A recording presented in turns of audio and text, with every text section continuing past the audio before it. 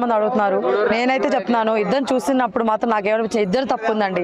ఓకేనా, first hour second hour అన్నది కాకుండా ఫైనల్ గా మాత్రం ఇద్దరిది తప్పు ఉంది. అర్థమవుతుందా? ఎందుకంటే ఈమె దివ్య గారు కమాండింగ్ వాయిస్ రాంగ్. అర్థమవుతుందా?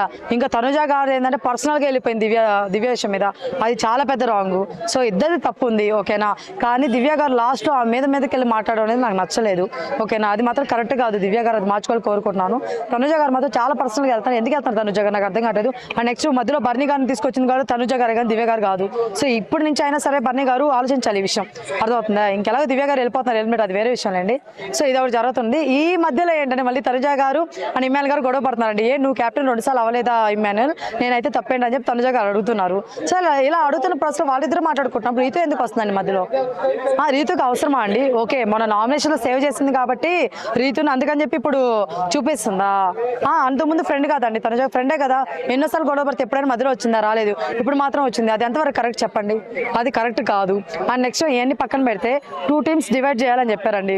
ఓకేనా, బ్లూ టీమ్ రెడ్ టీమ్ అని చెప్పేసి. సో ఇలా డివైడ్ చేయాలన్నప్పుడు తనుజ గారు అన్నారు, నేను చాలా తెలివిగా ఆలోచించి, ఎందుకో నాకే తెలియదు, చాలా తెలివిగా అనిపించాను, అక్కడ ఇద్దరిని డివైడ్ చేశాను, ఓన్లీ బాండింగ్స్ ఫ్యామిలీ ఉన్న వాళ్ళనే పెట్టాను అని చెప్పేసి అనింది. మరి డిమోన్ పవన్ రీతు బాండింగ్ కాదా? ఇద్దరికి ఏదో సపోర్ట్ చేసుకునే పర్సన్సే కదా. మరి వాళ్ళిద్దరిని ఎలా పెట్టింది ఒక టీంలో? అమ్మా, నువ్వు తెలివిగా అనుకుంటున్నావు కానీ తెలివి తక్కువ పని అది. నేను చెప్పాను, నువ్వు ఎవరైతే ఫ్యామిలీ బాండింగ్ అన్నావో వాళ్ళు చాలా ఇండివిజువల్ గా ఆడే ప్లేయర్స్.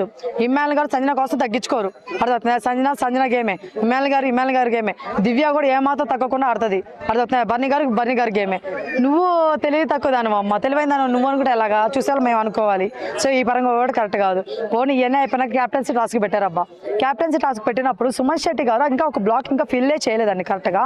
సో దానికి మన వాళ్ళందరూ హౌస్ మొత్తం సపోర్ట్ చేస్తున్నారు. సుమన్ శెట్టి గారు బాగా ఆడారు, సుమన్ శెట్టి గారు ఫస్ట్ పెట్టారని చెప్పేసి. రాంగ్ కదండి. ఫైనల్ మొత్తం ఫినిష్ చేసిన వాళ్ళే హైలైట్. సో ఆ విధంగా రీతు అనమాట కరెక్ట్. డిమోన్ పవన్ నోట్ చించుకొని అరుస్తున్నారు. స్టిల్ ఇంకా సుమన్ శెట్టి గారికి హెల్ప్ అదే అందరూ సపోర్ట్ చేస్తున్నారు. అది కరెక్ట్ అనిపించలేదు నాకు. సో ఫైనల్ గా అయితే రీతు కెప్టెన్ అయిపోయింది. సో నిజంగా ఆల్ ది బెస్ట్ రీతు. నిజంగా నువ్వు చాలా కష్టపడుతున్నావు. స్టార్టింగ్ నుంచి కూడా గేమ్ పరంగా చాలా కష్టపడుతున్నావు. బాండింగ్ అనేది వేరే విషయం, గేమ్ పరంగా చాలా కష్టపడుతున్నావు. ఈ రోజు నువ్వు గేమ్ కొట్టావు, కెప్టెన్ అయినావు, చాలా హ్యాపీ అనిపిస్తుంది నిజంగా ఈ విషయంలో. సో ఈ రోజు ప్రోమోలో మన నాగార్జున గారు గట్టి తిడుతున్నారండి తనుజ గారిని. ఏం కెప్టెన్ అయిపోయామని చెప్పేసి కొమ్ములు వచ్చినాయా లేకపోతే తల పొగరు అని చెప్పేసి. సో అది ఇంకా ఫుల్ గా చూస్తే ఎలా ఉంటుందో చూడాలి నిజంగా ఎపిసోడ్. నాకైతే మాత్రం పాపం తనుజ అనిపిస్తుంది. లాస్ట్ సాటర్డే సండే తిట్టించుకుంది, మళ్ళీ ఇప్పుడు తిట్టించుకుంది. ఎందుకు ఇలాగా నాకు అర్థం కావట్లేదు. కొంచెం కంట్రోల్ పెట్టుకుంటే బాగుంటుంది అని నా ఫీలింగ్ అనమాట. సో అదండి విషయం అయితే ఫైనల్ గా.